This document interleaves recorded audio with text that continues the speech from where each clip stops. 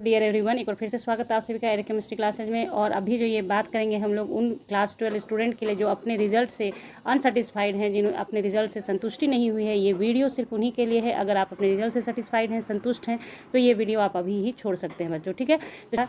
कि जो भी काम करना है वो टर्म 2 के कॉपी पर ही हो। अगर आप अनसेटिस्फाइड हैं अपने रिजल्ट को लेकर, तो सीबीएसई ने एक सर्कुलर जारी किया है कि रीवैल्यूएशन आप करवा सकते हैं, ठीक है। तो सबसे जो ज़रूरी बात है, 3 पॉइंट में हम लोग बात करेंगे यहाँ पे कि रीवैल्यूएशन कैसे कैसे करना है, किस डेट को करना है, कितना फ़ी लगेगा और कौन इसमें एप्लीकेबल है, कौन स्टेप 1 करेगा, कौन स्टेप 2 करेगा। ये सारी बातें हम लोग समझ लेंगे तुरंत, ठीक है। तो सबसे जो ज़रूरी बात है आपको जानने के लिए वो ये है कि देखिए, ये चीज़ जो यहाँ देख रहे हैं ना आप, तो ये वेरिफिकेशन ऑफ मार्क्स आप करा सकते हैं, फ़ोटो कॉपी मांग सकते हैं अपने आंसर सीट का, और रीवैल्यूएशन ऑफ आंसर करवा सकते हैं। रीवैल्यूएशन ऑफ आंसर और आंसर्स करवा सकते हैं, एक से ज़्यादा भी करा सकते हैं। उसके लिए अलग अलग फ़ी लगेगा आपको, ठीक है। बात समझ गए यहाँ पे।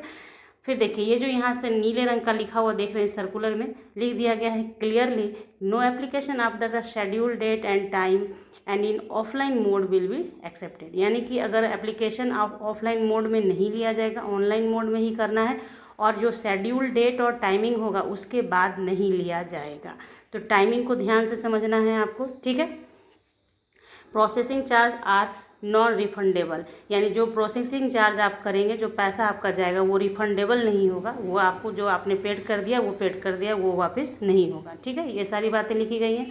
उसके बाद देखिए, वेरिफिकेशन ऑफ मार्क्स पहला स्टेप में है आपका। तो देखिए, यहाँ पे वेरिफिकेशन ऑफ मार्क्स जब आप कराएंगे तो उसमें खासियत क्या है कि अगर आपने वेरिफिकेशन ऑफ मार्क्स के लिए एप्लीकेशन डाला, तभी आप स्टेप नंबर 2 कर सकते हैं कि photo copy of answer sheet मांग सकते हैं, अदरवाइज़ नहीं मिलेगा।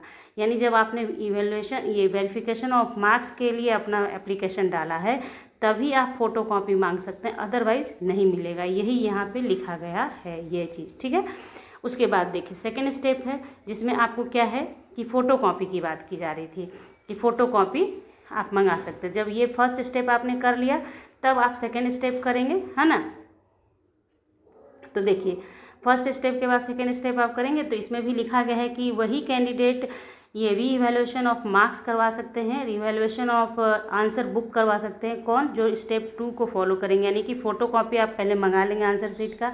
उसमें अगर आप आंसर सीट में देखते हैं कि किसी खास पर्टिकुलर क्वेश्चन में आपका मार्क्स को कट किया गया है, देन आप उस पर्टिकुलर क्वेश्चन नंबर पर ही अपना डाल सकते हैं कि इस क्वेश्चन को मेरा रीचेक किया जाए और इस पर मार्क्स बढ़े घटे जो भी हो देखा जाए, ठीक है।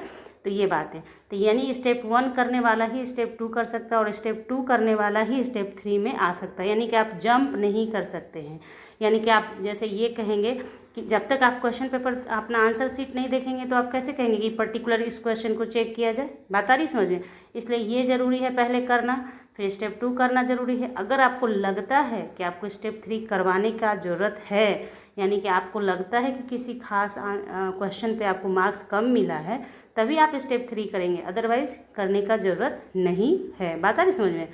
मतलब आपको लगे कि ये ज़रूरी है तब करना, ऐसा नहीं। स्टेप 1 पे भी आप रुक सकते हैं, स्टेप 2 पे आप रुक सकते हैं, और आप कहीं भी रुक सकते हैं। आप रीवैल्यूएशन बिना कराए भी रुक सकते हैं, ठीक है। तो ये भी चीज़ है।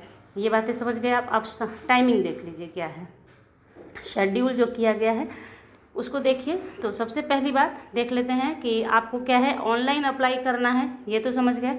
तो पहला जो स्टेप था वेरिफिकेशन ऑफ मार्क्स, वो 26 से 28 जुलाई तक होगा। आपका टाइमिंग दिया गया है कि मतलब 28 तारीख के 12 बजे रात के 1 मिनट पहले तक आप कर सकते हैं, और पर सब्जेक्ट पैसा लगेगा 500। फिर दूसरा है फ़ोटोकॉपी मंगाना है, 8 अगस्त से 9 अगस्त तक मंगा सकते हैं, टाइमिंग वही रहता है, ठीक है। और उसके लिए पर आंसर बुक 700 आपको देना होगा। पर आंसर बुक यानी केमिस्ट्री का मंगा रहे तो 700, फिर फिजिक्स का मंगाओगे तो फिर 1400। मतलब जितना आप कॉपी मंगाओगे उतना 700 पेड करना होगा, ठीक है, समझ गए। ये दोनों स्टेप करने के बाद अगर आप क्वेश्चन को चाहते हैं रीचेक करवाना, रीएवैल्यूएशन कराना, तो पर क्वेश्चन 100 रुपीज़ लगेगा। टाइमिंग है 13 अगस्त से 14 अगस्त के बीच में। 13 से 14 के बीच में आपको अप्लाई कर देना है। कैसे कर देना है? ऑनलाइन कर देना है। देख लीजिए कि कितना क्वेश्चन का करना है, उतना 100 रुपीज़ आपको आपको ऑनलाइन ही पेड कर देना है, और ये जो भी आप पेड करेंगे वो आपको रिफंडेबल नहीं होगा। बात आ गई समझ में? आई होप कि आपको जो बातें समझनी थी समझ चुके हैं आप। तो जल्दी से आप जाइए ऑफिशियल वेबसाइट पे जाइए, वहाँ पे रीवैल्यूएशन का ऑप्शन आ चुका है, वहाँ पे आप अपना रीवैल्यूएशन के लिए डाल सकते हैं और रीवैल्यूएशन करा लीजिए। ठीक है, तो thanks for watching, subscribe for more.